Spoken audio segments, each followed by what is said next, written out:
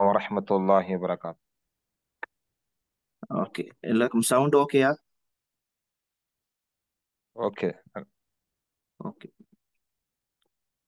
பிஸ்மில்லா அல்ஹம்துலில்லாஹ் வஸ்ஸலாத்து வஸ்ஸலாமு அலா ரசூலில்லாஹ் அம்மா பஅத். உண்மையில இந்த மீட்டிங்கை அரேஞ்ச் பண்ணதுக்குரிய காரணம் என்னன்னு சொன்னா, மாஷா அல்லான்னு சொல்லி நிறைய மாணவர்கள் மாணவிகள் வந்து போன ஷரஹுல் வரகாத் அந்த புக்கை படிக்கிறதுக்குரிய வாய்ப்பு அவங்களுக்கு கிடைச்சிது. அதே மாதிரி பல கேள்விகளும் இருந்துச்சு. இது எப்படி குறிப்பா இந்த மாதிரி நாங்க இன்னும் படிக்கிறதுக்குரிய வாய்ப்பு கிடைக்குமா போன்ற விஷயங்கள் எல்லாமே வந்து கேட்டுக்கொண்டிருந்தாங்க.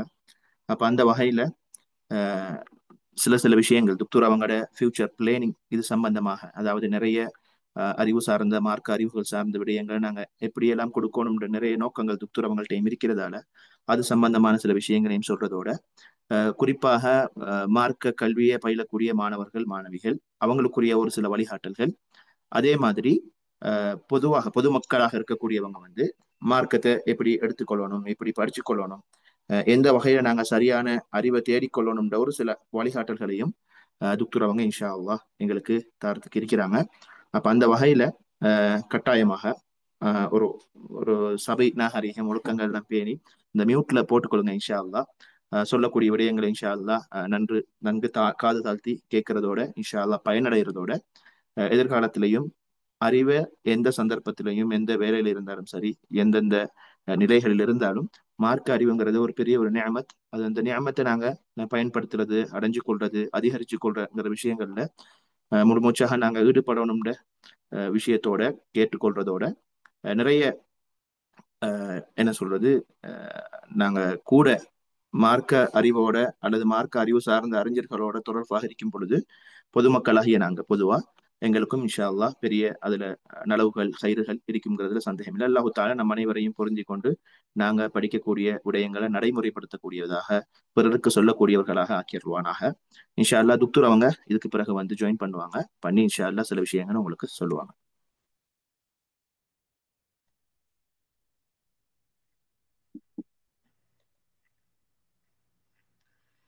الحمد لله رب العالمين، والصلاة والسلام على نبينا محمد وعلى آله وصحبه أجمعين.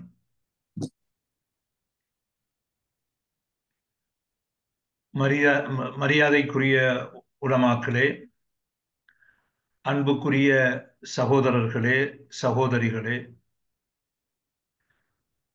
அறிவை தேட வேண்டும் என்ற ஆவலில் உள்ள சகோதரர்களே, உங்கள் அனைவரையும் இந்த சந்தர்ப்பத்தில் சந்தித்துக் கொள்வதில் மிகவும் மகிழ்ச்சி அடைகின்றேன். கடந்த காலங்களில் பல வகுப்புகளிலே நீங்கள் கலந்து கொண்டீர்கள். உங்களுடைய வேலைப்பளுக்கு மத்தியிலே அறிவை தேட வேண்டும் என்ற ஒரு தாகத்திலே ஆண் பெண்கள் என்று வித்தியாசம் இல்லாமல், உலமாக்கள் பொதுமக்கள் என்ற வித்தியாசம் இல்லாமல் இந்த அறிவை தேட வேண்டும் என்ற ஒரு ஆவலை, ஒரு தாகத்தை காணக்கூடியதாக இருக்கிறது. அல்லாஹ் தாலா உங்களுடைய முயற்சிகளை ஏற்றுக்கொள்வானாக.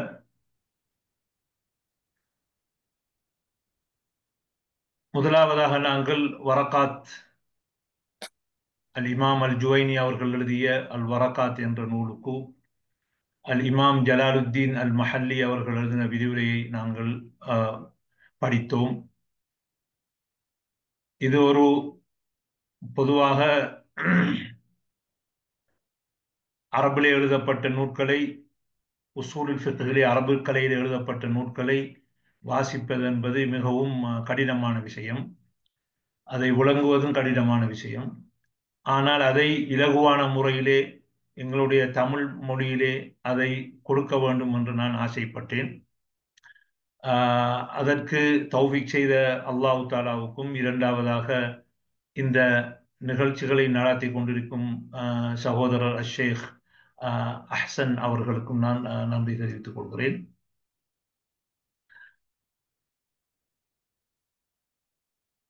இந்த உசூலுல் ஃபிக்ஹ் என்ற கலை என்பது நாங்கள் குர்ஆன் ஹதீஸை எவ்வாறு விளங்க வேண்டும் என்பதை எங்களுக்கு கற்றுத்தருகிறது. இந்த அடிப்படை ஊடாகத்தான் நாங்கள் அந்த குர்ஆன் ஹதீஸிலே உள்ள சர்ச்சைகளை எவ்வாறு விளங்கிக் கொள்ளலாம் என்பதற்கு ஒரு அடித்தளமாக எங்களுக்கு அமையும். இதை நாங்கள் இந்த உசூல் ஃபிக்ஹ் பாடத்தை புலூகுல் மராம் பாடத்திலே நாங்கள் நடைமுறைப்படுத்தியிருக்கிறோம். அந்த புலூகுல் மராம் பாடத்திலே கலந்து கொண்டவர்களுக்கு தெரியும். நான் இப்பொழுது நினைக்கிறேன் சுமாராக 32 ஹதீஸ்கள் 30 ஹதீஸ்கள் படித்திருக்கிறோம். அதுகளிலே இந்த சட்டங்கள் எல்லாம் நாங்கள் அல்ஹம்துலில்லாஹ் அதிலே ஒவ்வொரு ஹதீஸுக்கு ஏற்ப அந்த உசூல் ஃபிக்ஹிலே வந்த சட்டங்களை, கவாயிதுகளை, விதிகளை நடைமுறைப்படுத்தி இருக்கிறோம். அதன் மூலமாக வெறுமனே நாங்கள் சட்டத்தை, அந்த விதிகளை படிக்காமல் அந்த விதிகளின் நடைமுறைப்படுத்துகின்ற விஷயத்தையும் உசூலுல் ஃபிக்ஹிலே புலூகுல் மராம் வகுப்புகளிலே நாங்கள் கண்டுகொண்டோம். எனவே கலந்து கொண்டிருக்கிற சகோதரர்கள் அதை தொடர்ந்து அந்த வகுப்பிலே கலந்து கொண்டு இந்த ஹதீஸ்களிலே விளங்குகின்ற சர்ச்சைகளிலே உலமாக்கள் மத்தியிலே, அறிஞர்கள் மத்தியிலே, இமாம்கள் மத்தியிலே ஏற்படக்கூடிய அந்த சர்ச்சைகளில் எவ்வாறு அணுகிறார்கள் என்பதற்கு நாங்கள் படித்த அந்த உசூலுல் ஃபிக்ஹ் என்கிற அந்த கலையை கொண்டு வந்து இங்கே பொருத்தி பார்க்க வேண்டும். நாங்கள் இப்படி ஒரு சட்டத்தை படித்திருக்கிறோம், அந்த சட்டம் இங்கே எவ்வாறு இருக்கிறது என்பதை படித்துக் கொள்ள வேண்டும். எனவே இன்ஷா அல்லாஹ் ஏற்கனவே கலந்து கொள்ளாதாக்களும் இதிலே இன்ஷா அல்லாஹ் கலந்து கொள்ள வேண்டும். நோன்பு காலத்திலே கிதாபு சியாமுடைய பாடம் ஆரம்பிக்கப்பட இருக்கிறது. அதிலேயும் உங்களுடைய இந்த சர்ச்சைக்குரிய விஷயங்களை எவ்வாறு அந்த இமாம்கள் மத்தியில் ஏற்பட்ட அந்த கருத்து வேறுபாடுகளை எவ்வாறு அணுகலாம் என்கிறதை நாங்கள் அதன் மூலமாக பார்த்துக் கொள்ளலாம். இன்ஷா அல்லாஹ் ரமதான் முடிந்ததுக்கு பிறகு மீண்டும் நாங்கள் விட்ட இடத்திலிருந்து என்ன பாடத்திலே நாங்கள் உதுவுடைய பாடத்தில் ஆரம்பத்திலே விட்டோம், அதிலிருந்து இன்ஷா அல்லாஹ் நாங்கள் அதை ஸ்டார்ட் பண்ணுவோம். நாங்கள் அறிந்து கொள்ள வேண்டிய ஒரு முக்கிய விஷயம் என்னவென்றால், நாங்கள் எல்லோரும் படித்திருக்கிறோம் அல்லாஹ்வுக்கும் ரசூலுக்கும் கட்டுப்பட வேண்டும் என்பதை நாங்கள் படித்திருக்கிறோம். அதைத்தான் குர்ஆனிலே நிறைய இடங்களிலே வலியுறுத்தப்பட்டிருக்கிறது. குல் அத்தீஉல்லாஹ வ அத்தீஉர் ரசூல், அல்லாஹ்வுக்கும் கட்டுப்படுங்கள், ரசூலுக்கும் கட்டுப்படுங்கள். இது எல்லா முஸ்லிம்களாலும் ஏற்றுக்கொள்ளப்பட்ட ஒரு அடிப்படை ஆகும். ஆனால் அந்த அல்லாஹ் ரசூல் இந்த ஏதோ ஒரு விஷயத்திலே நாங்கள் சர்ச்சை ஏற்பட்டு விட்டால் அந்நேரம் எங்களுடைய சுய விருப்பங்களை, சுய ஆசைகளை விட்டு அல்லாஹ் ரசூலுடைய தீர்ப்பை எடுக்க வேண்டும் என்பதுதான் குர்ஆனுடைய எங்களுக்கு வழிகாட்டியாகும். நீங்கள் ஏதோ ஒன்றிலே கருத்து வேற்றுமை அடைந்தால் ஃபருத்தூஹு இலல்லாஹி வ ரசூல், அல்லாஹ்வுக்கும் ரசூலின்பால் அதை நீங்கள் சாட்டி விடுங்கள், மீளுங்கள். அப்ப நாங்கள் அந்த சட்டத்தை என்ன அல்லாஹ் ரசூல் சொல்லியிருக்கிறார்கள் என்பதை நாங்கள் பார்க்க வேண்டும். அப்போ நாங்கள் கருத்து வேறுபடாமல் விட்டால் எங்களுக்கு அல்லாஹ் ரசூலுடைய தீர்ப்பு தெளிவாக இருக்கும். அப்ப நாங்கள் அப்படி எங்களுக்கு தெளிவில்லாமல் ஏதாவது பிரச்சனைக்கும் என்றால் நாங்கள் குர்ஆன் ஹதீஸை நோக்கி நாங்கள் போக வேண்டும்.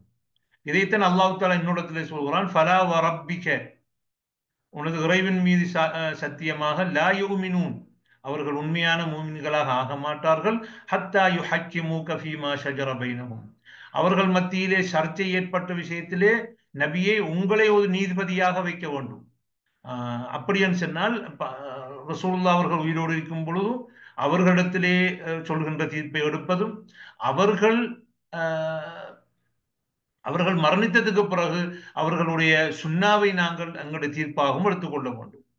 அந்த ரசூலுல்லாஹ் அவர்களை நீதிபதியாக ஆக்கினால் மட்டும் போதாது, சும்மலா யஜிது ஃபீ அன்ஃபுஸிஹிம் ஹரஜன் மிம்மா கலைத்த, நீங்கள் வழங்கிய அந்த தீர்ப்பிலே அவர்களுடைய உள்ளத்திலே எந்த விதமான ஒரு தர்ம சங்கடத்தும் வரக்கூடாது, எந்த விதமான அதிருப்தியுமே அவங்களுடைய உள்ளத்திலே வரக்கூடாது. இது இரண்டாவது. மூணாவது, வயுசல்லிமு தஸ்லீமா, முற்றுமுழுதாக அந்த அல்லாஹ் ரசூலுடைய தீர்ப்புக்கு அவர்கள் முழுமையாக ஏற்றுக்கொள்ள வேண்டும்.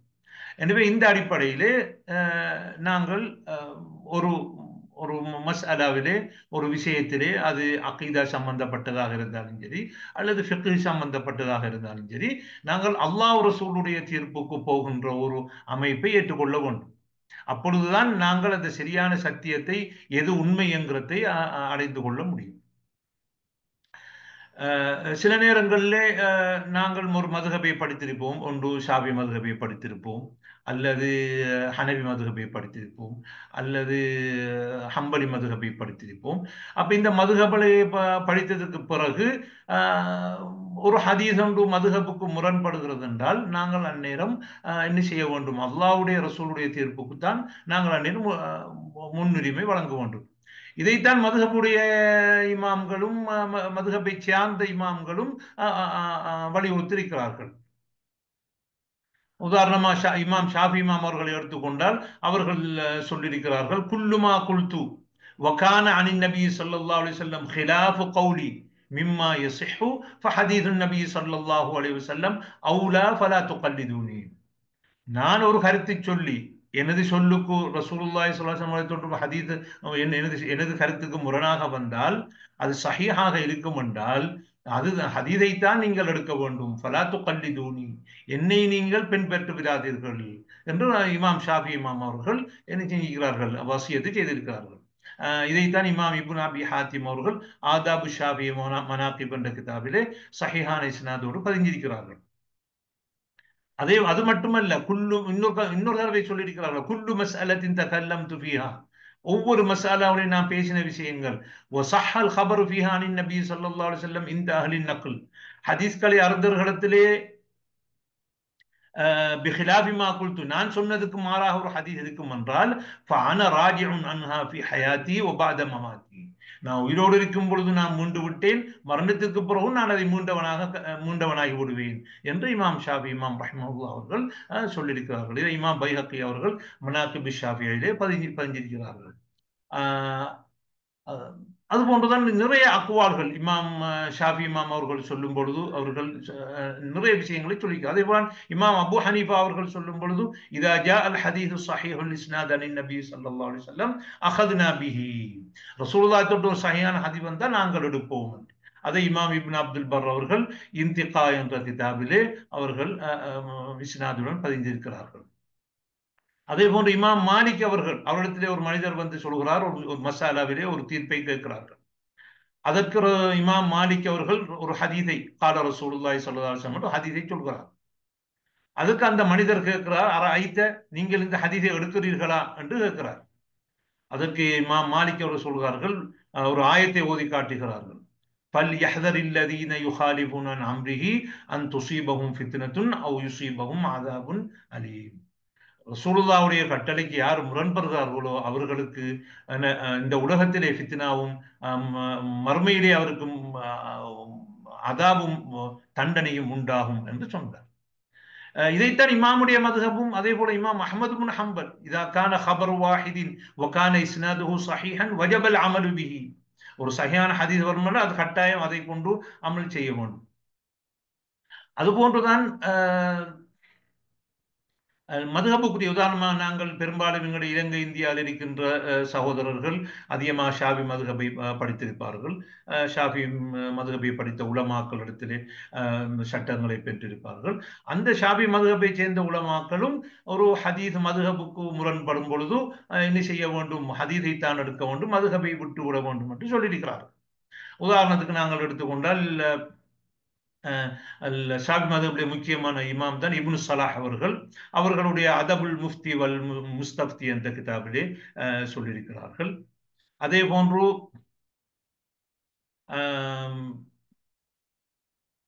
இமாம் நவவி அவர்களுடைய அல் மஜ்மு ஷர்ஹுல் முஹத்தப் என்ற கிதாபிலே இமாம் இப்னு ஸலாஹுடைய கருத்தை கொண்டு வந்து அவர்கள் அதை வஹுவ தஃப்ஸீருன் ஹஸனுன் என்று அதை சரி கண்டிருக்கிறார்கள்.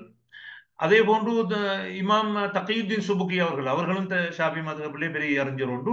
அவர்கள் ஒரு கிதாபுண்டே நெஞ்சிருக்கிறார்கள், இதா சஹல் ஹதீது ஃபஹுவ மதுஹபி என்ற அந்த ஷாஃபி இமாம் சொன்னதா அந்த கருத்தை அவர்கள் எஞ்சியிருக்கிறார்கள், ஷர்ஹ் பண்ணி ஹதீஸை தான் எடுக்க வேண்டும் என்று வலியுறுத்தியிருக்கிறார்கள். அது மட்டுமல்ல, இப்னு ஹஜர் அல் அஸ்கலானி ரஹ்மஹுல்லாஹ் அவர்களும் ஷாஃபி மதுஹபில் ஒரு முக்கியமான இமாம் அவர்கள் அந்த தவாலி தஅசீஸ் என்ற கிதாபிலே ஹதீஸை தான் எடுக்க வேண்டும் என்று வலியுறுத்துகிறார். அதே போலதான் அப்துல் வஹாப் ஷாரானி அவர்கள் தங்களுடைய மீசானுல் குப்ரா என்ற நூலிலும் அதே போன்று லவாக்கிஹுல் அன்வாருல் குதுசியா என்ற நூலிலும் சொல்லியிருக்கிறார்கள். அதே போன்று இவர்களுக்கு முன்பு சுல்தானுல் உலமா என்று சொல்லக்கூடிய இஸ்ஸுத்தீன் இப்னு அப்துல் சலாம் அவர்கள் தங்களுடைய கவாயிதுல் அஹ்காமிலே மதுஹபுகளுக்கு ஹதீஸ் முரண்படும் பொழுது ஹதீஸை தான் இருக்க வேண்டும் என்று கூறி அப்படி ஹதீஸை விட்டு விட்டு மதுஹபை எடுப்பவர்களை மிகவும் கடுமையாக சாடி இருக்கிறார்கள். இவ்வாறுதான் மதுஹபை ஸ்தாபித்த இமாம் ஷாஃபி இமாம் அவர்களும் அவர்களுடைய வழியை பின்பற்றிய மதுஹப் இமாம்களும் வழிகாட்டியிருக்கிறார்கள். எனவே நாம் அந்த வழியிலே போக வேண்டும். இந்த சந்தர்ப்பத்தில் உலமாக்களுக்கும் நான் ஒரு சில எனது கருத்துக்களை நசீஹத் என்று சொல்வதை விட உலமாக்கள் அவர்கள் படித்தவர்கள், நான் எனக்கு தெரிஞ்ச சில சில சில இந்த கருத்துக்களை அவர்களுக்கு சொல்லலாம். உலமாக்கள் ஒரு ஆலிம் ஒன்று, ஒரு மௌலவி ஒன்று, ஒரு ஒரு ஒரு சட்டத்தை, ஒரு மசாலாவை அவர் ஆய்வு செய்யும் பொழுது அது சம்பந்தமான தப்சீர்கள் இருக்கின்றன. சட்டத்தோடு சம்பந்தப்பட்டது, உதாரணமா தப்சீருல் குர்துபி என்ற நூலை எடுத்து பார்க்கலாம். அதே போன்று அஹ்காமுல் குர்ஆன் என்று ஜஸ்ஸாஸ் அவர்கள் எழுதியிருக்கிறார்கள். அதிலே ஒரு ஒரு ஒரு ஒரு விஷயத்தை ஆராய்ச்சி செய்யும் பொழுது அந்த மசாலாவுக்கு ஒரு ஆயத்தை ஆதாரம் பிடித்திருக்கிறார் என்றால் அதில் உள்ள விஷயங்களை பார்ப்பதற்கு இந்த கிதாபுகளை பார்க்கலாம். அதே போன்றான் அபூபக்கர் இப்னுல் அரபி அல் மாலிகி, மாலிக் மதுஹபை சேர்ந்த ஒரு ஃபகீஹ், அவர் எழுதிய அஹ்காமுல் குர்ஆன் என்ற நூலை பார்க்கலாம். இதுகளை பார்த்து நாங்கள் என்ன செஞ்சு கொள்ளலாம், தெளிவுகளை பெற்றுக்கொள்ளலாம்.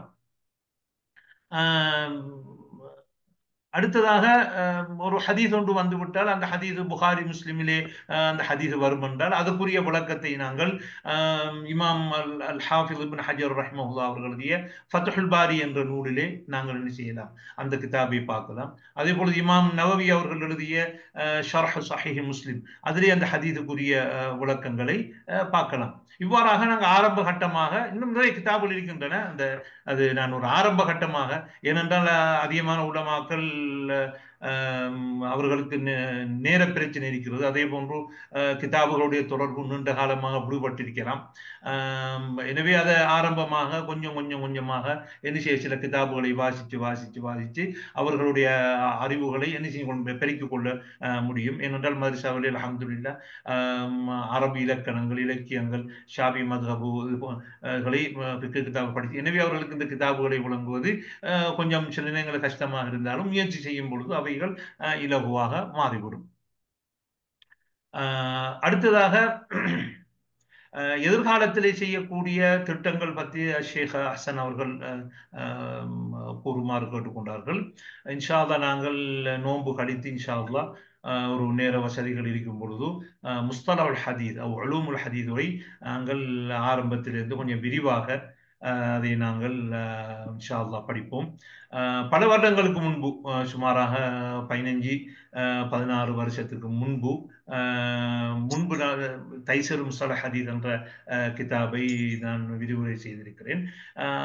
ஆனால் இந்த முறை நாங்கள் அதை கொஞ்சம் வீடியோ ஆடியோ மூலமாக அது கொஞ்சம் விரிவாக ஹதீஸ்களை விஷயங்களை படித்துக் கொள்ளலாம் இன்ஷா அல்லாஹ் எதிர்காலத்திலே. அதே போன்று எதிர்காலத்தில் சந்தர்ப்பம் கிடைக்கும் பொழுது துரூசுன் ஃபி தப்சீர், ஒரு தப்சீரை செய்யும் பொழுது எவ்வாறு நாங்கள் ஒரு தப்சீர் செய்ய வேண்டும்ங்கிறது ஒரு ஒரு மாணவர்களுக்கு அறிய ஆசையாக இருக்கிறார்கள். நாங்கள் எவ்வாறு செய்யலாம்ங்கிறதை ஒரு குறிப்பிட்ட சூறாவை எடுத்து அதனூடாக நாங்கள் இந்த குர்ஆன் ஆயத்துக்களை எவ்வாறு விளங்குறது என்கிறத துரூசுன் ஃபி தப்சீர் என்றதையும் சொல்லலாம். அல்லாஹ் தஆலா எல்லோருக்கும் வாழ்நாளை நீட்டி வைக்க வேண்டும். நாங்கள் இன்ஷா அல்லாஹ் அந்த பாடங்களை படிக்கலாம். அதோட இன்னொரு நற்செய்தி என்ன என்றால், இன்ஷா அல்லாஹ் நாங்கள் அரபு தெரிந்தவர்கள், ஏதோ ஒரு வகையிலே அரபு தெரிந்தவர்களுக்கு ஒரு ஒரு ஹதீஸிலே டிப்ளோமா ஒரு கோர்ஸ் ஒன்றை ஆரம்பிக்க இருக்கிறோம். அதுக்குரிய திட்டங்கள் வகுக்கப்பட்டிருக்கின்றன. அது ஆன்லைன்லே இன்ஷா அல்லாஹ் அதை ஒரு பிசிக்கலாக ஒரு இடத்தை எடுத்து அதிலே செய்வதற்கு முன்னாலே முதல் கட்டமாக நாங்கள் ஒரு ஆன்லைன் கிளாஸாக நாங்கள் அதை ஒரு வருஷத்துக்கு அந்த 2 ஃபஸ்ல் இருக்கக்கூடிய மாதிரி நாங்கள் அதை செய்வதற்கு திட்டமிட்டு இருக்கிறோம். அது இலவசமாக உள்ள ஆன்லைன் திட்டம் அல்ல, அது பே பண்ணி என்ன செய்ய வேண்டும், அதை ஒரு கட்டணங்கள் செலுத்தி தான் அது படிக்க வேண்டும். ஏன்னா அதுக்குரிய செலவினங்கள் இருக்கின்றன. அந்த செலவினங்களை எடுத்துக்கொள்வதற்காக வேண்டி நாங்கள் கட்டாயம் ஒரு தொகையை நாங்கள் ஒரு கட்டணமாக பெற வேண்டியிருக்கிறது. அதே நேரத்தில் ஆர்வமாகவும் என்ன மேலும் படிப்பதற்கு வாய்ப்பாக அமையும்.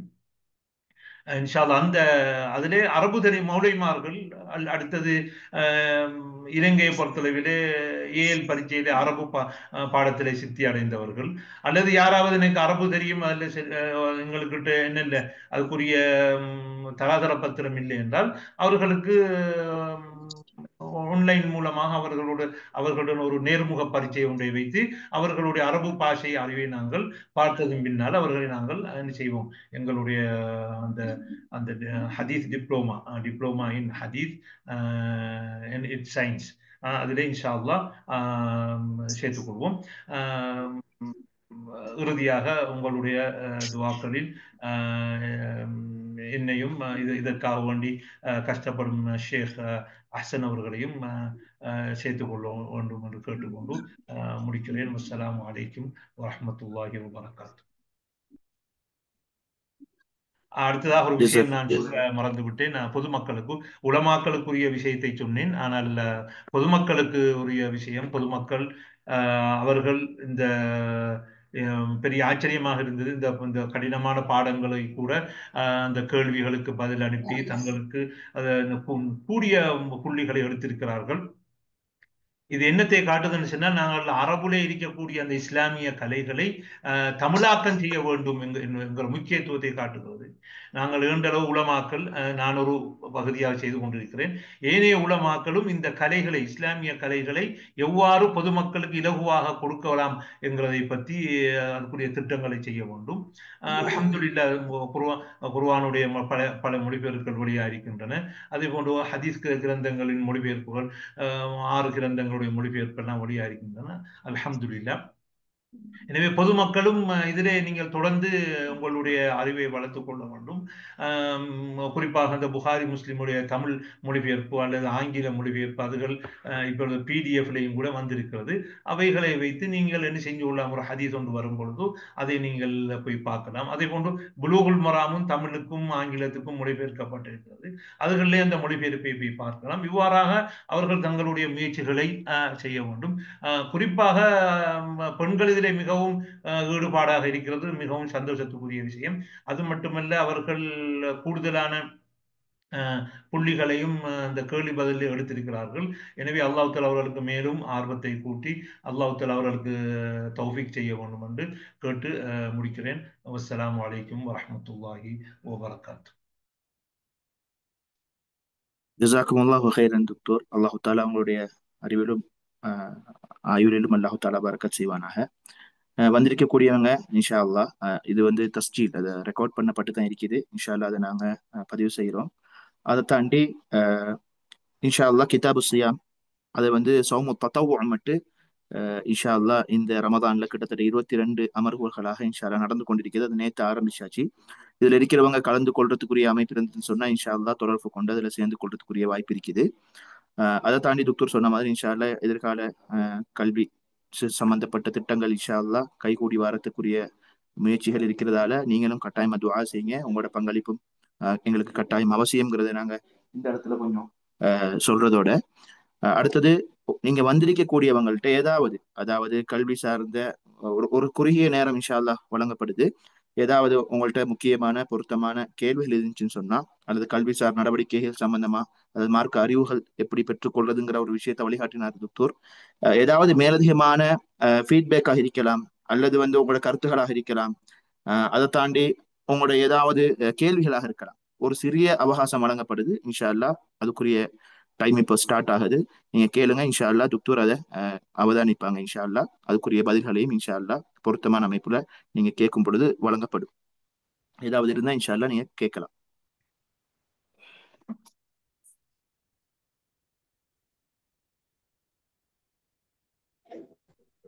அஸ்ஸலாமு அலைக்கும் வரஹ்மத்துல்லாஹி வபரகாத்துஹு. வலைக்கும் ஸலாம். டாக்டர் அஹ்ஸனுல்லாஹி அலைக்கும்.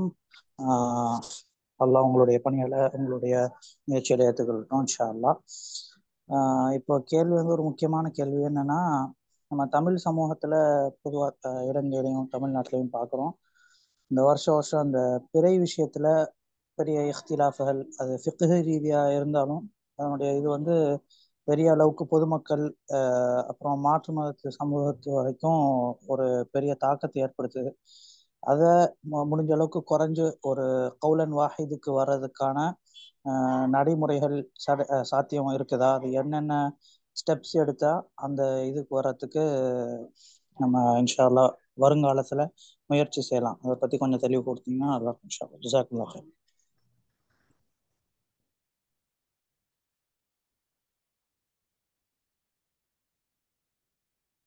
جزاكم الله خيرا على هذا السؤال.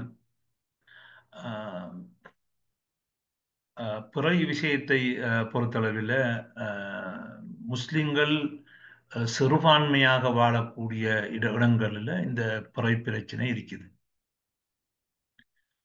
முஸ்லிம்கள் பெரும்பான்மையாக வாழக்கூடிய இடங்கள்ல அப்படி ஒரு பிரச்சனை இல்லை. அப்படி இருந்தாலும் அதிகாரத்தில் உள்ளவர்களால் அது அளக்கப்பட்டு வருகிறது. ஏனென்றால் முஸ்லிம்கள் பெரும்பான்மையாக வாழக்கூடிய இடத்துல அங்க ஒரு முஃப்தி அல்லது ஒரு ஒரு மஹ்கமா, ஒரு நீதிமன்றம் அந்த பிறைகள் சாட்சிகளை எடுத்து அப்புறம் அறிவிக்கிறாங்க. அப்புறம் அதை மக்கள் ஏற்று நடக்கிறாங்க. சில நேரங்களில் அவங்க வெளிநாடுகளில் உள்ள பிறைகளை சில நாடுகள் எடுக்க மாட்டாங்க. உதாரணமாக சவுதி அரேபியாவில் வெளிநாட்டில் அல்லது பக்கத்து ஊரில் நாடுகளில் பிற கண்டால் எடுக்க மாட்டார்கள். அவர்களுடைய எல்லைக்குள்ள கண்டால் தான் எடுப்பார்கள். இன்னும் சில நாடுகள் சர்வதேச பிறைய எங்க கண்டாலும் எடுத்து என்ன செய்வார்கள், அதை நடைமுறைப்படுத்துவார்கள். எனது ஹனை மதுஹப்ல சொல்லப்பட்டிருக்கிறதுனால குறிப்பாக பாகிஸ்தான் போன்ற இடங்கள்ல அவைகள் எடுக்கப்படுவதற்கு சாத்தியம் இருக்கிறது. இன்னும் சில நாடுகளில் கால்குலேட் மூலமாக இல்முல் ஃபலக் அது மூலமாக அதுகள் ஒரு கலண்டர் ஒன்று தயாரித்து அதன் பிறகு நோன்புகளை செய்து கொண்டிருக்கிறாங்க. அந்த ஒவ்வொரு நாட்டிலே உள்ள அந்த முஃப்தி அல்லது உலமாக்கல் சங்கம் எது என்ன நிலைப்பாட்டில் இருக்கிறதோ அதை அவங்க அந்த நாட்டில் செய்து கொண்டிருக்கிறார். ஆனால் இந்த சிறுபான்மையா இருக்கிற நாடுகள்ல ஒரு சிக்கல் ஒன்று இருக்குது. இலங்கையை பொறுத்தளவில் இலங்கையில் எல்லா முஸ்லிம்களும் ஒன்றாத்தான் என்ன செய்தார்கள், நோன்பு பிடித்துக் கொண்டிருந்தார்கள். ஆனால் அந்த பேர்வலை சைடில் உள்ள இந்த காதிரியா தரிகான்னு சொல்லவர்கள் மட்டும்தான், அது ஒரு சின்ன ஒரு குரு, அவர்கள் மட்டும்தான் என்ன செய்து கொண்டிருந்தார்கள், தனித்து பெருநாள் கொண்டாடி அவர்களுக்கு ஒரு ஷேக் இருக்கிறார், அவர் எப்போ ஆரம்பிக்குது எப்போ முடியுது என்று சொல்றாரோ அதை நடைமுறைப்படுத்துவார்கள். ஏனைய இலங்கையில் உள்ள முஸ்லீம்களுடன் நடைமுறைப்படுத்த மாட்டார். பிறகுதான் இந்தியா தமிழ்நாட்டிலிருந்து சில சஞ்சிகைகள் இலங்கைக்கு வந்தன. அவங்க தௌஹீத் சகோதரர்கள் ஜாக் என்று சொல்லக்கூடிய அவங்களோட அந்த சஞ்சிகள் இலங்கைக்கு வந்துச்சு. இலங்கையில் உள்ள சில தௌஹீத் சகோதரர்கள் அதை வாசித்துட்டு நாங்களும் சர்வதேச பிறையை நடைமுறைப்படுத்த வேண்டும், இந்தியாவிலே கொண்டு அது சத்தியத்தை நடைமுறைப்படுத்த வேண்டும், சுன்னாவை நடைமுறைப்படுத்த வேண்டும் என்று இலங்கையில் என்ன செஞ்சாங்க, சில ஆர்வம் கூடிய சில சகோதரர்களால் ஆரம்பிச்சிருக்குது. பிறகு பல பல ஊர்களில் ஆங்காங்கே சத்தியத்தை நிலைநாட்டுகிறோம், சுன்னாவை பின்பற்றுகிறோம் என்ற பெயரில் நிச்சயதாக அது செய்து கொண்டிருக்கிறார்கள். இது சம்பந்தமாக நானும் சில எனது பங்களிப்பை செய்ய வேண்டும் என்றால் எனது ஊர் காத்தாங்குடியிலே இந்த இதே குழப்பம் வந்த பொழுது ஒரு புத்தகத்தை என்ன செய்தேன், வெளியிட்டேன். பிறை விவகாரம் சம்பந்தமாக தெளிவு பெறுவது எவ்வாறு என்று. அது நூல் தேவைப்பட்டவர்கள் செஞ்சு கொள்ளலாம், ஷேக் அஹ்சன் மூலமாக அதை பெற்றுக் கொள்ளலாம். அவரிடத்தில் இருந்தால் தருவார், இல்லை இன்ஷால்லா அவருக்கு அனுப்புவோம். அது ரசூலுல்லாவுடைய காலத்தில் இருந்தது என்று சொல்லி பலமாக கருத்துக்களை சொல்கிறார்கள். ஆனால் அந்த காலத்தில் தகவல் பரிமாற்றம் என்பது மிகவும் குறுகிய காலத்தில் இருந்ததுனால சர்வதேச பிறை நபி ஸல்லல்லாஹு அலைஹி வஸல்லம் காலத்தில் இருப்பதற்கு வாய்ப்பில்லை. ஒரு பிரயாண கோஷ்டி என்று சொல்லக்கூடிய ஹதீஸ் இருக்கிறது, அது பலகீனமான ஹதீஸ். அது பெருநாள் அடுத்தண்டு போய் பெருநாள் தொழுகிற விஷயம் அதில் காணப்படுது, முன்கரான விஷயம். அதை ஷாஃபி இமாம் அவர்களும் அதை ஆரம்ப அவங்களுடைய கிதாபுகளில் லைஃப் ஆக்கியிருக்கிறார்கள். எப்படி இவங்களை ஒன்றுபடுத்தலாம் என்றால் இது ஒரு கஷ்டமான விஷயமாகத்தான் நான் கருதுகிறேன். என்றால் ஒரு விஷயத்தை கலந்தாலோசிக்கிறதுங்கிறதை விட்டு விவாதம் குதர்க்கவாதம் என்ற ரீதியிலே, ஏனென்றால் இந்த ஒவ்வொரு குழுக்களும் இந்த தனிய பிறைவார குழுக்கள் அவர்கள் கீழே சில ஆதரவாளர்கள் இருக்கிறார்கள். எனவே இந்த ஆதரவாளர்களை தக்க வைத்துக் கொள்ள வேண்டும் என்பதற்காக வேண்டி அவர்கள் படாத பாடுபட்டு விவாதம் குதர்க்கவாதங்களை ஈடுபடுவார்கள். எனவே அவர்களை ஒரு ஏனைய எல்லா முஸ்லிம்களும் சேர்ந்து கொண்டாடுங்கள் என்று சொல்லும் பொழுது அவர்களுக்கு விளங்கினாலும் அதை செய்ய முடியாத கட்டத்தில் இருக்கிறார். ஏனென்றால் அதே அடிப்படையாக வைத்து மக்களை சேர்த்து விட்டார். இப்ப தௌஹீது பிரச்சனைக்கும் தனிய தௌஹீது தாவத்து தௌஹீதுங்கிற பிரச்சாரத்துக்கும் பிறைக்கும் சம்பந்தம் இல்லை. அது பிறைங்கிறது ஒரு கதையா ஃபிக்ஹியா ஃபிக்ஹோட சம்பந்தப்பட்ட விஷயம். அதை தௌஹீதோட ஜாயின் ஆக்கி விட்டாங்க. அதாவது யாரு தனித்து பெண்டார் கொள்வாரோ அவரு தான் என்ன உண்மையான தௌஹீதுவாதி, இல்லாட்டி அவர் தௌஹீதுவாதி இல்லை என்கிற அளவுக்கு தான் அவங்களோட பிரச்சனை இருக்குது. ஆனால் இந்த மூன்று கருத்துக்களும், அது உள்நாட்டு புறையாக இருந்தாலும் சரிதான், வெளிநாட்டு புறையாக இருந்தாலும் சரிதான், அல்லது கல்குலேஷனாக இருந்தாலும் சரிதான், எந்த இமாம்களுமே அதுக்கு முரணாக ஒரு அதிகாரத்தில் உள்ளவர்கள் அல்லது அதிகாரத்துக்கு இருப்பவர்கள் மாதிரி உள்ளவர்களுடைய தீர்ப்புக்கு முரண்பட்டு நீங்கள் கூட்டாக சேர்ந்து தனியே நோன்பு குடிங்கள், தனியே பெருநாள் கொண்டாடும் என்று யாரும் சொல்லவில்லை. இது யோகவித்த முடிவாகும். இது தமிழ்நாட்டிலே உள்ள சில சகோதரர்கள் ஆர்வ கோளாறு நாளை அங்கே ஆரம்பித்து அது இலங்கைக்கு வந்திருக்கிறது. இலங்கையில் ஆரம்பத்திலே 2-3 பேர் என்று ஆரம்பிச்சு அப்புறம் ஆங்காங்கே ஒவ்வொரு கிராமத்திலையும் 10 பேர் 15 பேர் 20 பேர் அவங்க அல்லது ஒரு 1000 பேர் என்று சில இடங்கள்ல அப்படி இருக்கிறார்கள். அதன் மூலமாக ஒரே வீட்டிலே 2 பெருநாட்கள் கொண்டாடக்கூடிய ஒரு நிலைமை ஏற்படுகிறது. நாங்கள் முஸ்லிம்கள் ஒன்றுபட்டு இருக்கிற நாள்ல இந்த நல்ல நாள்ல கூட ஒரு குடும்பங்கள் பிரிஞ்சு பெருநாள் கொண்டாடுறத பார்க்கும். ஒரு பெரும்பாலான முஸ்லிம்கள் அந்த நாடுகள் ஊர்களிலே நாடுகளிலே கொண்டாடும் பொழுது அந்த நோன்பு நோக்கும் பொழுது புதிய உடை அணிந்து அவர்கள் பெருநாள் தொழுது பெரிய அட்டகாசம் செய்வதை பார்க்கிறோம். இதெல்லாம் ரசூலுல்லாஹி ஸல்லல்லாஹு அலைஹி வஸல்லம் அவர்களுடைய வழிகாட்டலுக்கு முரணாகும். அதற்கான முயற்சிகளையும் செய்யலாம். செஞ்சு அவர்கள் தனி விவாதம் ஒன்றும் இல்லாமல் அவர்களுடைய தனியே இருந்து பேசலாம். ஆனால் அவர்கள் தனி மனிதர்கள் அல்ல, அவர்கள் பின்னால் ஒரு குழுவை வைத்திருக்கிறார்கள். எனவே அவர்கள் அதை விட்டு முஸ்லிம்களுடன் சேர்ந்து நோன்பு நோட்டு பெருநாள் கொண்டாடுவது என்பது சந்தேகத்துக்குரிய விடயம்தான். அல்லாஹ் தாலா என்னுடைய நல்ல விஷயம் அல்லாஹ் தாலா இந்த ஹைரு துனியா வல் ஆஹிராவுக்கு எங்களுக்கு தௌஃபீக் செய்வானாக. அஸ்ஸலாமு அலைக்கும் ஷேக். எனக்கு ஒரு சந்தேகம் என்னன்னா, அந்த ஒரு 3 இயர்ஸ் டிப்ளமா கோர்ஸ் அந்த ஹதீஸ்க்கு சொன்னீங்க, அந்த ஆலிம்கள் அரபு தெரிஞ்சவங்க தான் அதை படிக்க முடியும் அப்படின்னு சொன்னீங்க. அதே இப்போ எனக்கு அரபி அந்த அளவுக்கு சரளமா என்னால் படிக்க முடியாது. சில 2 பேசிக்கான புத்தகம் தான் முடிச்சிருக்கேன். அதுலேயும் எனக்கு அந்த சட்டங்களை அரபு கிதாபுகளோட இணைச்சி பார்க்கறதுக்கு எனக்கு இன்னும் சக்தி வரல. இப்போ நீங்க சொன்ன அந்த 3 வருஷம் கோர்ஸ் முழுமையா அரபியிலேயே அரபு மொழியிலேயே போதிக்கப்படுமா, இல்லைன்னா தமிழ் மொழியில போதிக்கப்படுமா ஷேக்? ஜாதக்கல்லாஹு ஹிர்ஸன். அது 3 வருஷம் இல்லை, 1 வருஷம் தான். 1 வருஷ கோர்ஸ் தான் ஆன்லைன்ல. என்னென்னா நாங்கள் அதில் வச்சிருக்கிற படிப்பிக்கிற புத்தகங்கள் பாட புத்தகங்கள் எல்லாம் அரபுல இருக்கிறது. அப்போ அந்த அரபுல இல்லை, ஆனால் தமிழில் தான் அந்த கிளாஸ் நடக்கும். ஆனால் அந்த புத்தகங்கள் அரபுல தான் இருக்கும். அப்போ அந்த புத்தகத்தை விளங்குறது என்னடா, ஹதீஸ் கலையில நிறைய விஷயங்கள் இருக்குது. உதாரணமாக ஹதீஸை தேடுறது தஹ்ரீஜ்னு சொல்லுவாங்க. திராசத்துல் அசானீத், அதாவது ஹதீஸுக்கு எப்படி சஹீஹ் லைஃப் ஹுக்கும் கொடுக்கிறது. அப்ப இந்த ஹதீஸ் இதுகளை செய்யும் பொழுது கட்டாயம் அரபு தெரிஞ்சிருக்கும். ஏதோ ஒரு அளவுக்கு தெரிஞ்சாதான் என்ன செய்யலாம். அதே போன்று மனாஹிஜுல் முஹத்தீஸ் என்ற பாடம் வைக்குது. ஹதீஸ் கலை அறிஞர்கள் கிதாபுகளை கோர்வை செய்யும் பொழுது கையாண்ட மெத்தடாலஜி, அதாவது ஆய்வு முறைகள், இவைகளை அடுத்ததாக ஷர்ஹுல் ஹதீஸ் என்று சொல்லி ஹதீஸிலே எப்படி ஒரு ஹதீஸுக்கு விரிவுரை செய்கிற அந்த விஷயங்கள்.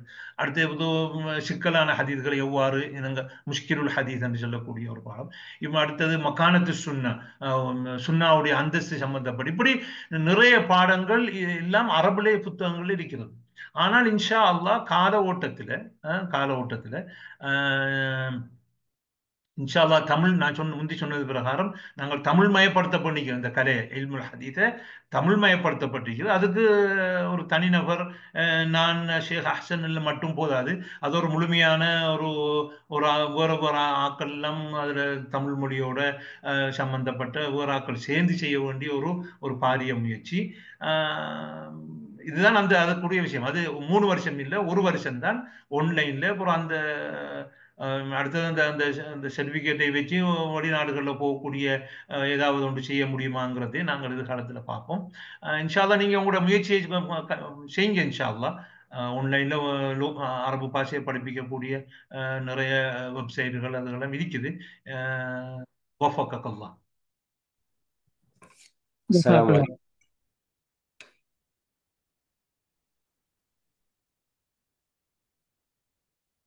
السلام عليكم. வலைக்கும் அஸ்ஸலாம் வபரகாத்துஹு. ஷேக் ஜஸாக்கல்லாஹு ஹைர், உங்களோட வழிகாட்டல் அழகாக இருந்தது. ஒரு சின்ன உங்களுக்கு ஒரு இதில் ஒரு கருத்து சொல்லலாம்னு நினைக்கிறேன். இப்போ நிறைய பொதுமக்கள் வயது வித்தியாசம் இல்லாமல் அந்த மார்க்க கல்வியை படிக்கிறதுக்கு முயற்சிக்கிறாங்க, உலமாக்களை நாடுறாங்க. இது நம்ம நிறைய பார்க்குறோம். உண்மையிலேயே ஒரு மதரசாவையோ அல்லது ஒரு வழிகாட்டலையோ வழங்குறவங்க ஓரளவான நல்ல அறிவு பின்புலம் உள்ளவங்களால் நடத்தப்படுறது தான் உண்மையிலேயே ஒரு சரியான அறிவு கிடைக்கிறதுக்கு வழிவகுக்கும்னு நான் நினைக்கிறேன். அந்த வகையில் துக்தூர் அவங்களோட இந்த உசூலுல் ஹதீஸ் சம்பந்தமான பாடங்கள், அதே மாதிரி ஃபிக்ஹு, ஷரஹுல் வரகாத்து, அதே மாதிரி புலூகுல் மராம், அதே மாதிரி இமாம் இப்னு தைமிய்யா ரஹிமஹுல்லாவுடைய அந்த ஃபத்தாவா, இது போல நிறைய கிதாபுகள் நடத்திட்டு இருக்கிறீங்க. இதே நேரத்தில் ஒரு ஒருங்கிணைந்த அல்லது ஒரு இப்போ ஆரம்பத்திலே இருந்தே சில பேருக்கு மதரசாவுக்கு போக சந்தர்ப்பம் கிடைச்சிருக்காது. அவங்களுக்கு அட்வான்ஸ் லெவல் முடிஞ்சு ஒரு 20-25 வயசுக்கு பிறகுதான் அவங்களுக்கு மார்க்கத்தை அரபு மொழியை படிக்கணுன்ற எண்ணங்கள் உருவாகும். அதுக்கும் வழிகாட்டுற விதமாக அவங்களுக்கு ஒரு ஆன்லைன் மூலமாக ஒரு சகல பாடத்திட்டங்களையும் ஒரு உலமாக்கல் குழுவை வச்சு, உதாரணமாக எங்களோட ஷேக் அஹ்சன் இருக்கிறாங்க, அல்லாஹ் யஹ்ஃபதுஹு, அந்த மாதிரியான சில ஆர்வமுள்ள உலமாக்களும் அதுக்கு முன் வருவாங்க. அது ஒரு பேமெண்ட் அடிப்படையிலையோ அல்லது இலவசமாகவோ அப்படி ஒரு முழுமையான ஒரு சிலபஸ்ஸு. இப்போ உதாரணமாக உசூல் ஹதீஸில் உங்களோட அந்த வகுப்பில் அரபு தெரியாதவங்க ஆரம்ப நிலையில் உள்ளவங்களுக்கு கலந்து கொள்ள இல்லை. இப்போ அவங்களுக்கெல்லாம் கவலை இருக்கும். இந்த மாதிரி ஒன்று அறிமுகப்படுத்தி அதுக்கு ஒரு பேமெண்ட்டை வாங்கி இந்த மாதிரி ஒன்றும் செய்கிறது சம்மந்தமாக ஒரு சின்ன என்னுடைய மனசில் பட்டது. அதை பற்றி அவங்களோட கருத்துக்களை எதிர்பார்க்குறேன். ஜஸாக்குமுல்லாஹ் ஹைரன். جزاكم الله خيرا على هذا السؤال. பொதுமக்களுடைய விஷயத்தில் இப்போ நாங்கள் இவங்களோட ஹதீஸை ஆரம்பிக்கிறது, அல்ல ஹதீஸ் டிப்ளமா இன் ஹதீஸ் இன் இட் சயின்ஸ்ங்கிற அந்த கோர்ஸ் வந்துக்கிட்டு அது நான் மட்டும் நடத்துறதல்ல. அரபு நாடுகளில் பிஹெச்டி முடிச்சாக்கள், அதாவது கலாநிதி பட்டம் முடிச்சாக்கள் இருக்கிறாங்க. அதே போல எம்ஏ முடிச்சாக்கள் இருக்காங்க ஹதீஸ் துறையில். இவங்க தான் பாடம் நடத்துவார்கள். நான் ஒரு பாடம் நடத்துவேன். அந்த அந்த அமலிய தாலிமியாவை நான் கண்காணிப்பேன். ஒரு பாடம் அல்லது 2 பாடங்களை நடத்துவேன். ஏனைய பாடங்களை அந்த தமிழில் தான் என்ன செய்வாங்க, அரபு நாடுகளில் சவுதி அரேபியாவிலையும் சரி, அடுத்தது ஈஜிப்ட் 2 அல் அஸ்ஹர் பல்கலைக்கழகத்தில் கலாநிதி பட்டம் எம்ஏ பட்டம் பெற்றவர்களை வைத்து தான் நாங்கள் இன்ஷா அல்லாஹ் அதை செய்வதற்கு இருக்கிறோம். பொதுமக்களுக்கு என்று சொல்லி தனியே செய்வதற்கு நான் முன்பு சொன்ன பிரகாரம் அது ஒரு ஒரு ஒரு என்ன போல ஒரு தனிநபரால் அல்லது 2 பேர் சேர்ந்து செய்யக்கூடியதும் அல்ல. ஏனென்றால் உங்களுக்கு நீங்கள் ஒரு உலமாக்களில் ஒருவராக இருக்கிறதுனால அந்த தெரியும் ஆரம்ப காலகட்டம், அந்த ஆரம்பமாக அந்த மார்க் அறிவை படிக்க போகக்குள்ள அந்த அரபு இலக்கணம் போன்ற விஷயங்களை தெரிஞ்சிருக்கணும். அப்போதான் அந்த கிதாபுகளை வாசிக்கலாம். ஆனால் அந்த தத்மீல் உலூம் ஷரய்யா, அந்த உலூம் ஷரய்யாக்களை தமிழ்மயப்படுத்துறது என்கிறது ஒரு முக்கியமான விஷயம். அப்போ நாங்கள் ஒரு காலத்தில் அதை செய்த மாட்டோம் இன்ஷா அல்லாஹ். இப்போ நாங்கள் அந்த டிப்ளமா படிப்பிக்கிற கிதாபுகள் அனைத்தையும் தமிழுக்கு மொழிபெயர்த்துட்டோம் என்றால் ஆரம்ப கட்டமாக இப்போ நாங்கள் அதை படிக்கிற அந்த கிதாபுகள் கிட்டத்தட்ட ஒரு 12-13 பாடங்கள் இருக்குது. அந்த பாடங்களுக்குரிய அந்த கிதாபுகளை தமிழுக்கு மொழிபெயர்த்துட்டோம் என்று சொன்னால் அதுக்கப்புறம் தனியே நாங்கள் என்ன செய்யலாம், அந்த உலமாக்களுக்கு அந்த ஹதீஸ் துறையை பொதுமக்களுக்கு கொடுக்கலாம் அழகா. ஆனால் அது டைம் எடுக்கும். நீ அல்லாஹ் சுப்ஹானஹு வ தஆலா எங்களுக்கு அதுக்குரிய வளங்களையும் அதுக்குரிய நேரத்தையும் இன்ஷா அல்லாஹ் தர வேணும். ஜஸாக்குமுல்லாஹு ஹைர். பாரக்கல்லாஹு ஃபீக்கும். ஜஸாக்குமுல்லாஹ் ஹைர். அஸ்ஸலாமு அலைக்கும் வரஹ்மத்துல்லாஹி வபரகாத்துஹு. இத்துடன் நாங்க இந்த கலந்துரையாடலை மீட்டிங் இன்ஷா அல்லாஹ் முடிச்சு கொள்வோமே. ஏதாவது முக்கிய கேள்விகள் இருக்குது, அது கேட்கணும் இருந்தா கடைசியா ஒரு ஆளுக்கு சான்ஸ் கொடுப்போம். அதை தாண்டி இன்ஷா அல்லாஹ் இதோட நாங்க முடிச்சு கொள்வோம். அப்ப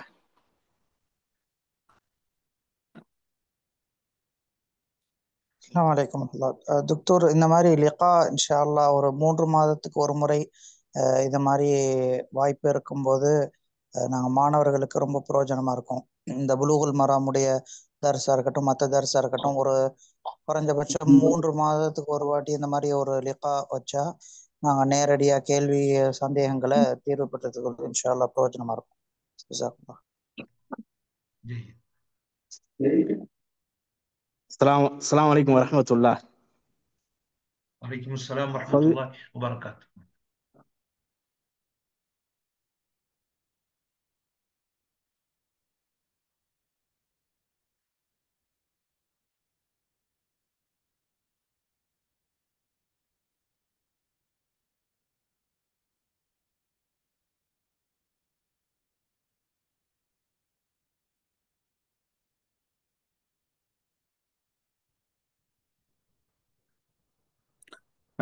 இருக்கிறீங்களா யாரும்? சலாமனோ. அஸ்ஸலாமு அலைக்கும் வரஹ்மத்துல்லாஹி வபரகாத்துஹு உஸ்தாத்.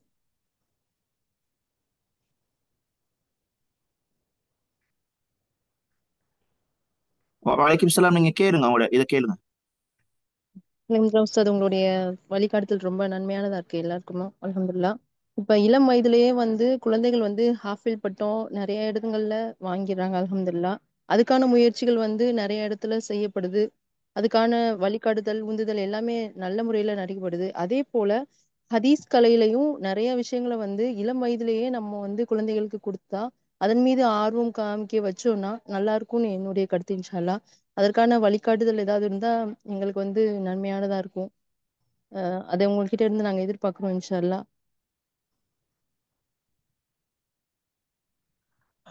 ஜஸாக்கில்லாஹு ஹைரன் அலா ஹாதா சுஆல். இப்ப சகோதரி கேட்கின்ற விஷயம் என்னவென்றால்,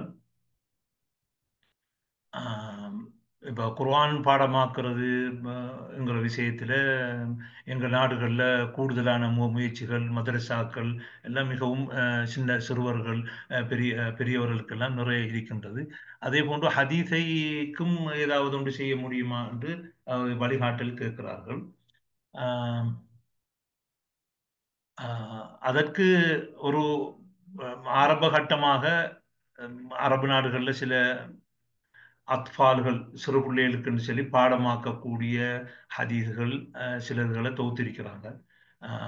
அதுகளை கொடுத்து அவங்கள என்ன செய்யலாம், பாடமாக்க சொல்லி அதுக்குரிய கருத்துக்களை சொல்லி கொடுத்து அரபு தமிழ்ல தமிழில், இல்லாட்டி ஆங்கிலத்தில் ஆங்கிலத்தில், அதுக்கு உதாரணமாக ஒரு பிள்ளைகள் அந்த பாடமாக்கும் சக்தியை பொறுத்து 5 அல்லது 10 ஹதீஸ்களை கொடுக்கலாம்.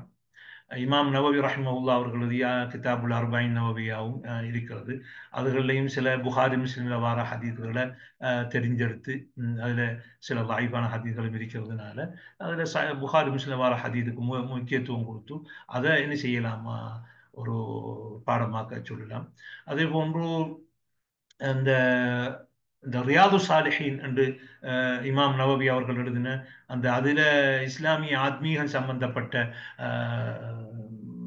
ஹதீஸ்கள் நிறைய தொகுத்திருக்கிறார்கள். அது ஆங்கிலத்திலே மொழிபெயர்க்கப்பட்டிருக்கிறது, தமிழிலே மொழிபெயர்க்கப்பட்டிருக்கிறது. அதில் ஒரு தாய், இப்போ நீங்கள் ஒரு தாயாக இருக்கிறதுனால அல்லது நீங்கள் தாயாக போராட்டம் இருந்தாலும் சரி, அதை நீங்கள் என்ன செய்யலாம், சில ஹதீஸ்களை தெரிவு செய்து பிள்ளைகளுக்கு ஆத்மீகத்தை வளர்க்க வேண்டியிருக்கிறது ஆரம்ப காலம். அதில் சில ஹதீஸ்களை தொகுத்து அவங்களுக்கு கொடுக்கலாம்.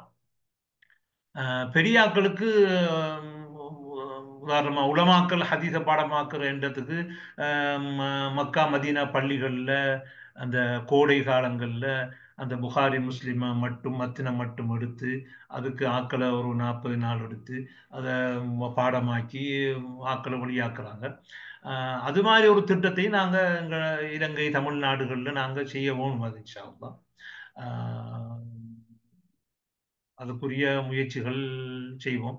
நானும் ஒரு ஒரு சில மாதங்களுக்கு முன்னால இந்த ஹதீஸை பாடமாக்குற போட்டி ஒன்று நாங்கள் என்ன செய்யலாம். உதாரணம் 40 நபியோ இல்லாட்டி நாங்கள் ஒரு 40 ஹதீஸை புகாரி முஸ்லிமில் தெரிவு செய்து எல்லாத்திலையும் சொல்லப்பட்டது அகீதா, அடுத்தது தொழுகை, ஜக்காத், இப்படி எல்லாத்திலையும் சம்பந்தப்பட்ட முக்கியமான ஹதீதுகள் அல் உசூல் அடிப்படை ஹதீதுகளை ஒரு 40 தொகுத்து அதை மொழிபெயர்த்து அதில் ஒரு போட்டி ஒன்று வச்சு ஒரு வருஷத்துக்கு முதல் ஆரம்பிச்சு இல்லாட்டி 6 மாசத்துக்கு முதல் ஆரம்பிச்சு ஒரு போட்டி ஒன்று நடத்தலாமான்னு சொல்லி கூட நான் யோசிச்சிருக்கிறது. இன்ஷா அல்லாஹ் நான் சொன்ன பிரகாரம் நீங்கள் உங்களுடைய இங்கே உள்ள பொதுமக்கள் தங்களுடைய பிள்ளைகளுக்கு இந்த வகையிலே ஆரம்பித்தால் நல்லா இருக்கும் என்பது எனது கருத்தாகும். அதே போல லுகா அரபியாவை நாங்கள் கற்றுக் கொடுப்போம். பிள்ளைகள் வெறுமனே குர்ஆன் பாடமாக்குறது என்று இல்லாமல் என்ன செய்ய வேண்டியிருக்கிறது, நாங்கள் அரபு பாஷையை சிறு வயசிலிருந்தே கொடுக்கக்கூடிய ஒரு முறையை நாங்கள் உருவாக்கி கொள்ள வேண்டும். அதுவும் நான் குறிப்பாக சொல்றேன் எங்கன்னா, அரபு நாட்டிலே வாழக்கூடியவர்கள் தங்களுடைய பிள்ளைகளை முழுமையாக என்ன செய்கிறார்களா அந்த ஆங்கிலத்திலே உள்ள அந்த பாடங்களை தான் படிப்பிக்கிறார்கள். அவர்கள் என்ன செய்ய வேண்டும் என்றால் அரபு பிள்ளைகளோட தொடர்பாக்குறதுக்கு என்ன செய்யணும், அரபு பாஷையோட உதாரணத்துக்கு என்ன செய்யலாம் என்றால், நான் எனக்கு கருத்தை சொல்றேன், தங்களோட பிள்ளைகளை ஒரு வருஷம் அரபு ஸ்கூல்களில் போட்டு எடுக்கிறது. ஒரு வருஷம் பிந்தினா பிரச்சனை இல்லை. அப்போ பிள்ளைகள் என்ன செய்வாங்க என்றால், ஆரம்பத்தில் ஒரு வருஷம் படிச்சுட்டு வந்தாங்க என்றால் அதை பிடிச்சு கொள்வாங்க. இப்ப அது மாதிரி சில விஷயங்கள் அரபு நாட்டில் உள்ளாக்கள். அப்ப அரபு நாடு இல்லாம வெளியே இருக்கிறாக்களும் ஒன்லைன்ல ஏதாவது ஒன்று திட்டங்களை செய்து ஒரு அரபு பாஷையை சிக்கல் இல்லாம இலகுவாக குழந்தைகளுக்கு ஏற்றவாக படிப்பிக்கிற முறைகள். இப்ப எங்களோட உலமாக்களுக்கு அரபு தெரியும், அது ஆனா படிப்பிக்கிற மெத்தட், டீச்சிங் மெத்தட்ல ஒரு பிரச்சனை ஒன்று இருக்குது. அப்ப எடுத்த உடனே ஃபாலா அண்டு வாரது, இல்லாட்டி அஜினாஸ் அண்டு வாரது என்று அப்படி இல்லாம ஒரு புதிய முறையில ஏதாவது குழந்தைகளுக்கு ஆர்வம் மூட்டக்கூடிய மாதிரி அந்த அரபு பாஷையை சின்ன வயசுல இருந்தே கொடுத்தோம்னு சொன்னா அந்த பாஷையை அவங்க பிடிச்சு கொண்டு அது பிறகு அவங்க குர்ஆனும் பாடமாக்குனாங்கன்னா அப்ப குர்ஆன்ல வரக்கூடிய சில ஆயத்துக்களை அவங்களே சும்மா உடனே கொள்வாங்க. இந்த குர்ஆன்ல உள்ள பெரும்பாலான ஆயத்துகள் எல்லாம் சிக்கல் இல்லை, சிக்கல் ஆயத்துகள் இருக்கின்றன.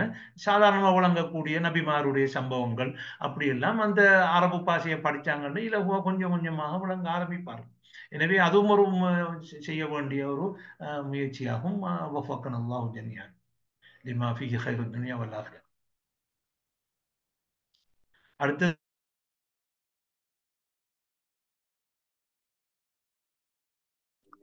டாக்டர் இந்த மைக்கு கொஞ்சம் ஆன் பண்ணிக்கோங்க.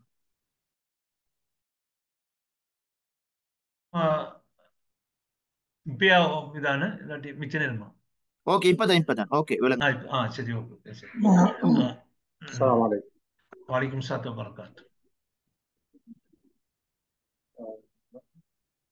ஜஸாக்குமுல்லாஹ் ஹைரா டாக்டருக்கும் ஷேக் அஹ்சன் அவர்களுக்கும். உண்மையில் நான் டாக்டருடைய ஊரை சேர்ந்த காத்தான்குடியை சேர்ந்த சகோதரர், மர்கசுல் இஸ்லாமியுடைய தலைவராக இருக்கின்றேன். ஆரம்ப காலங்களில் இளம் வயதிலிருந்து, இப்பொழுது டாக்டர் சொன்னது போல நாங்கள் பாடசாலைக்கு செல்கின்ற பொழுது இங்கே அரபுக்கு என்று தனிய பாடம் இருந்தது. அந்த பாடத்திலே சொற்களை பாடமாக்குவது பாடசாலைகளிலே இப்படி நிறைய பிரயோசனங்கள் அந்த காலத்திலே இருந்ததனால் ஓரளவுக்கு அந்த அரபு பின்புலம் என்னுடைய சிறிய வயதிலிருந்தே கிடைக்கப்பட்டிருந்தது.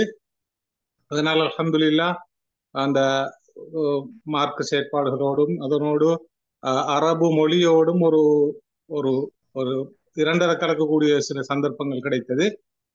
அந்த அடிப்படையில் காத்தாங்குடியை சேர்ந்த மூத்த உலமாக்கள் இருவரிடமிருந்து அரபு மொழியையும் கற்றுக்கொள்ளக்கூடிய சந்தர்ப்பம் எனக்கு கிடைத்தது.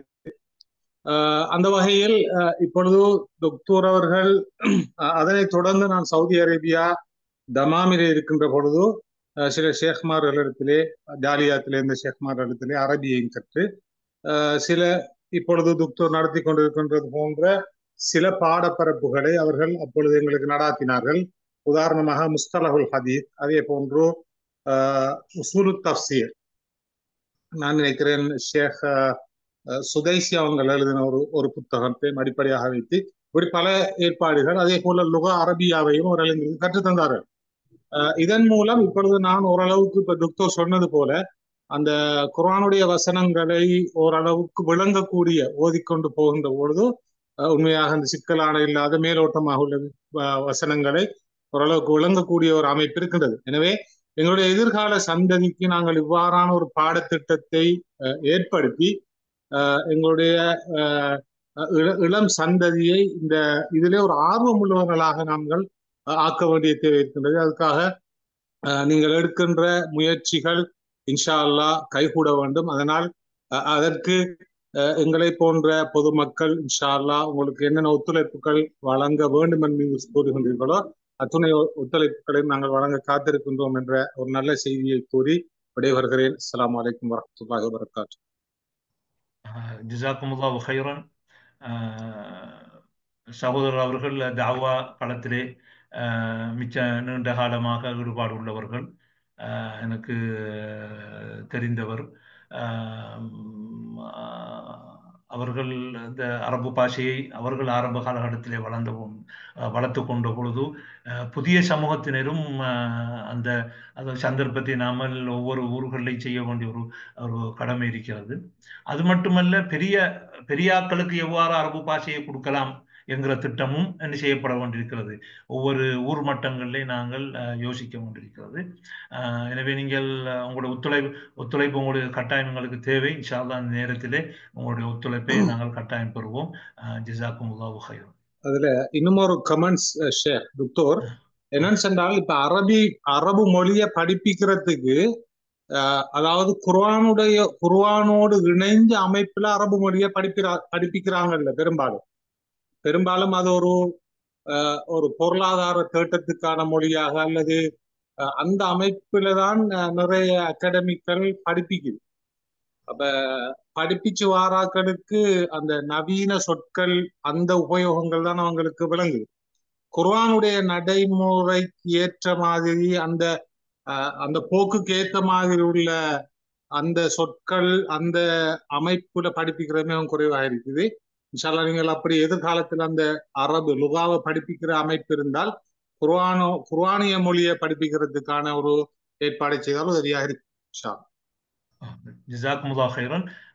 இவற்றுக்கு நான் ஒரு விஷயத்தை சொல்லணும்னு என்று சொன்னால், இது மாதிரி திட்டங்கள் ஆரம்பிக்கும் பொழுது அதை படிப்பிக்கக்கூடிய ஆசிரியர்களை உருவாக்க வேண்டிய ஒரு கட்டம் இருக்கிறது.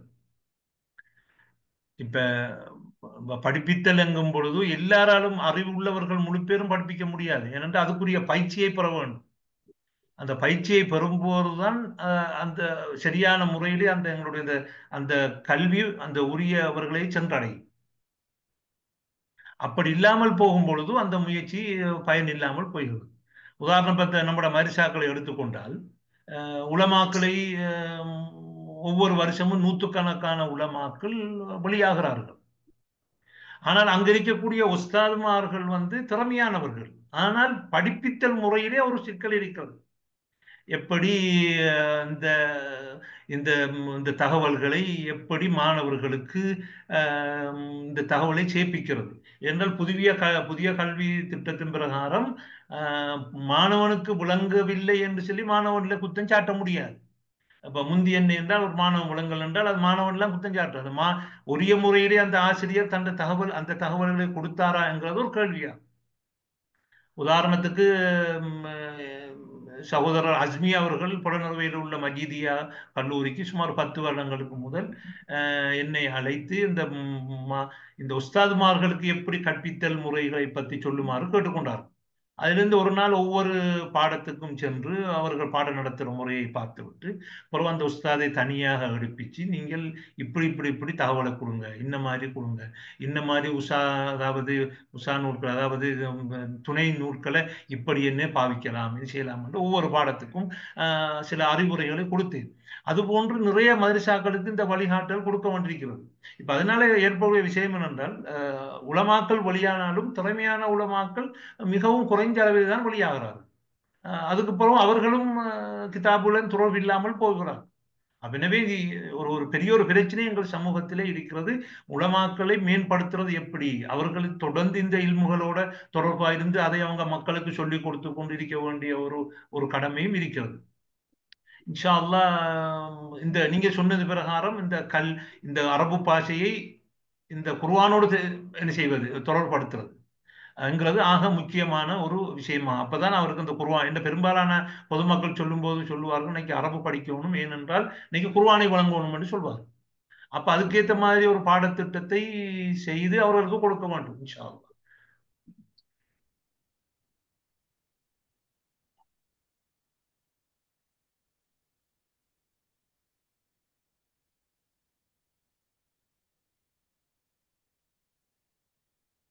அஸ்ஸலாமு அலைக்கும் டாக்டர். இதோட நாங்க இப்ப இந்த லிகா முடிச்சுக்கொள்வோமா?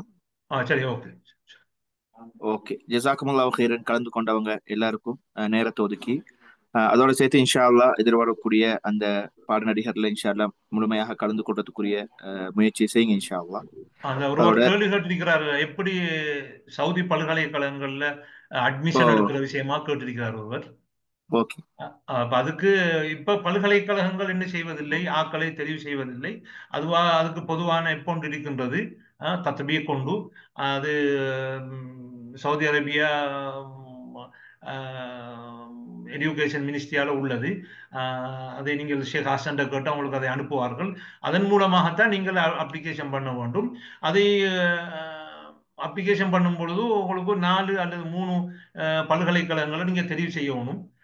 அப்ப அந்த ஓர்டர் பிரகாரம் தான் பெரும்பாலான நாட்கள் ஜாமியா இஸ்லாமியா மதீனாவை செலக்ட் பண்ணுவார்கள். அப்ப அதன் மூலமாக சிலாக்கள், ஆனா எல்லாருக்கும் மதீனா கிடைப்பதில்லை. எனவே வேற பல்கலைக்கழகங்களை போட பாருங்கள். ஏன்னா எல்லாரும் மதீனாவும் ஆரம்பத்தில் போட்ட உடனே அந்த ஆரம்பத்தில் உள்ள பல்கலைக்கழகம் தான் பார்க்கும், மற்ற பல்கலைக்கழகங்கள் பார்க்காது. எனவே நிச்சயங்க நீங்க வேற பல்கலைக்கழகங்களையும் என்ன தெரிவு செய்ய பாருங்க. இப்போ ஷேக் ஹாசன் சொன்ன பொழுது மினசத் உதுருசன் சில அதில் இதை போட்டிருக்கிறாங்க. அப்போ அதில் உதுருசன் அந்த இது அதில் போய் நீங்கள் உங்களோட அப்ளிகேஷனை பண்ணுங்க. முக்கியமாக அதில் கேட்குற டாக்குமெண்ட்ஸ்களை ஒழுங்காக அனுபவம் உள்ளாக்கள் மூலமாக நிரப்பி அனுப்பணும். அந்த ஒரு டாக்குமெண்ட்ஸ் குறைஞ்சாலும் அதை என்ன செய்வாங்க, தட்டி போட்டுருவாங்க. மொழிபெயர்க்க வேண்டிய டாக்குமெண்ட்ஸ் மொழிபெயர்க்கப்பட வேண்டியவர்களை மொழிபெயர்ப்பாக்க வேண்டும். அடுத்து வயசு பிரச்சனை ஒன்று இருக்கிறது. 25 வயசுக்கு உட்பட்டாக்கள் என்ன செய்யலாம், பிஏக்கு அப்ளிகேஷன் பண்ணலாம். 30 வயசுக்குள்ளாக்கள் எம்ஏக்கு அப்ளிகேஷன் பண்ணலாம். 35 வயசுக்குள்ளாக்கள் பிஹெச்டிக்கு அப்ளிகேஷன் பண்ணலாம். இப்போ இந்த வயசு கூட என்று சொன்னால் ஒரு நாள் கூடினாலும் அவர்கள் எடுக்க மாட்டார்கள். அல்லாஹ் தஆலா உங்கள் எல்லோருக்கும் தௌஃபீக் செய்வானாக என்று கேட்டுக்கொள்கிறேன். வபில்லாஹி தௌஃபீக். ஜஸாக்குமுல்லாஹு ஹைரன் டாக்டர். அல்லாஹு தாலா உங்களுக்கு அருள் புரியட்டும். உங்களுடைய நேரங்களிலும் ஆயுள்ளையும் அல்லாஹு தாலா பரக்கத் செய்யட்டும். எல்லாரும் இன்ஷா அல்லாஹ் துஆக்கள்ல எல்லாரையும் சேர்த்துக் கொள்ளுங்க. ரமலான் வந்துட்டு, அதனால இன்ஷா அல்லாஹ் முழுமையாக நல்ல முறையில பயன்படுத்தக்கூடிய மக்களாக நம் அனைவரையும் அல்லாஹு தாலா ஆக்கிருவானாக. சுப்ஹானக அல்லாஹும்ம வ பிஹம்திக அஷ்ஹது அன் லா இலாஹ இல்லா அன்த அஸ்தக்ஃபிருக வ அத்தூபு இலைக்.